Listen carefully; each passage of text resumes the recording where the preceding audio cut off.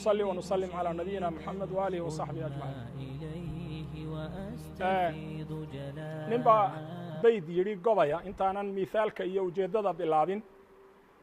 وحاو يري أعلل بالنفس أعلل بالآمال أرقبها ما أضيق العيش لولا فصحة الأمل ومض وليبا رجا إلى هي عيدي كضيتي عيدي دبا سعوت isweydii waxaan caawa kaaga warrami doonaa Umar ibn Khattab misaal kamida amthiladii dhacday xilligii uu xukunka dawladda islaamka ahayd u hayay oo loo yaqaano dadkii ugu cadaalad iyo saameynta badnaa dunida muslim Umar ibn Khattab oo ahaa shakhsi ad wada taqaaniin oo qof kasta oo shahata u yaqaano qaniyun aan taariif hadda inaan idin ka warramo hooyadii iyo aabihii hebel baa la oran jiray iyay dhacday qisadani xilligiisii qisadu waxay ka dhacday saddex nin oo reebaadiya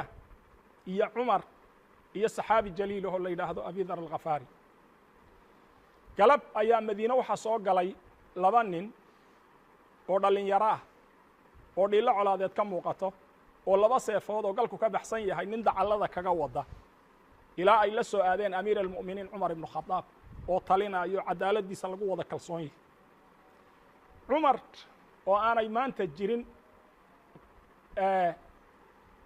inaan xataa ku hamino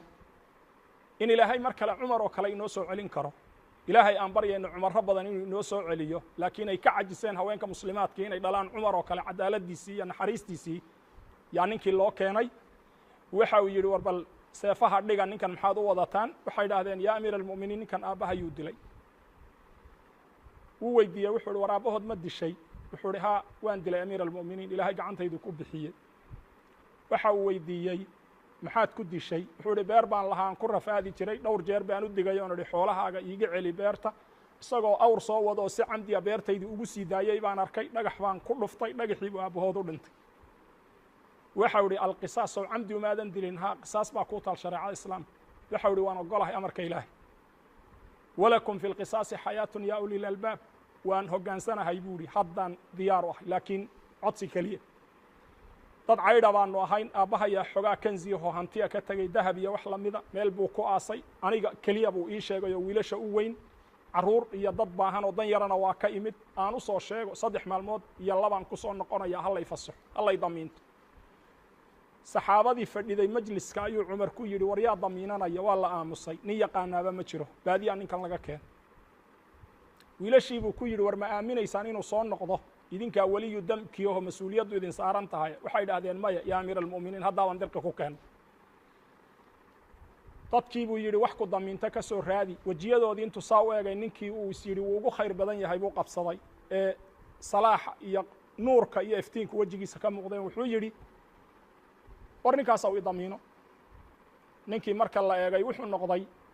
ku nabi maxamed ku tilmaamay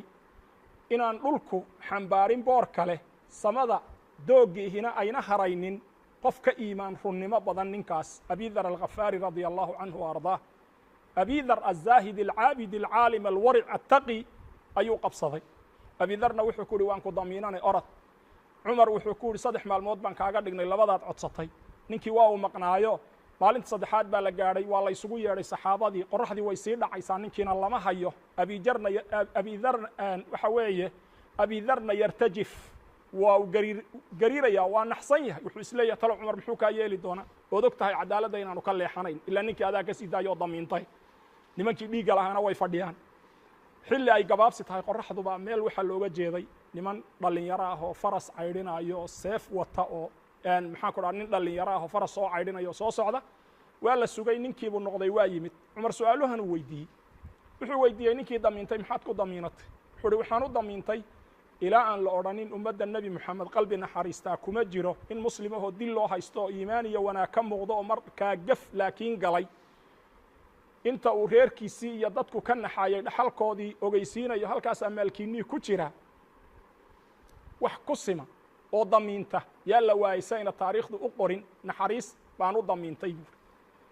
wax naxariista ummadda nabi maxamed kuma jiro saxaabadii oo nool baa la isu naxariisan waaysaanay taariikhdu u qorin Umar wuxuu weydiiyay waanu ku fasaxnayo hawdkaasaad gashayo la raqiiba wala atiid wax ka qorayo wax ku daba socdiyo wax ku ilaalinaya ma jirina maxaad isaga maqnaan weydiiso in lagu dilaya maad ogeyn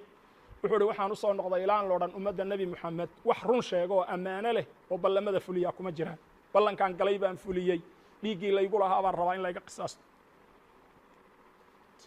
qodobka saddexaad waxa weeye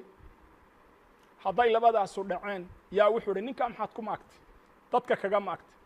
wuxuu hi ra'aytu الصalaaxa fii wajhihi wاlkhushuuca fii aharihi wejigiisa iyo muuqaalkiisaan khushuuc iyo iimaan igala muuqdeen kaasaadan agtiisa ku hongoobayn baan is idhi oo saasaan u qabsan su-aashaydu waxa weeye adiga weligaa ilaahay wejigii dartiis baa laguu qabsadaye maanta xishoodoo naxariisa imisay kugu soo dhacday ballan baad ilaahay dartii u qaadaye ha ka bixin aakharaa lagu su'aali doonaaye imisaad u fulisay aduu kugu adag yahay ballankaasi sida ninkaas qoortaa laga jaraayey ballankiibuuna fulinaya waa iskeenaya ilaan loodhan ummadda nebi moxamed ballamada ma fuliso wiilashaas aabbahood baa ka maqnaa ninkiina waxay u cafiyeen nin wanaag ka muuqdo oo laakiin dhiig islaan galay oo adduunka dembiga ugu xun buu galay laakiin haddana qof muslima khayr loogama quusta baa la yidhaahdaa inuu towbo keeno towbadu waa furanta waxaan odhan lahaa inaan ku cibro qaadanno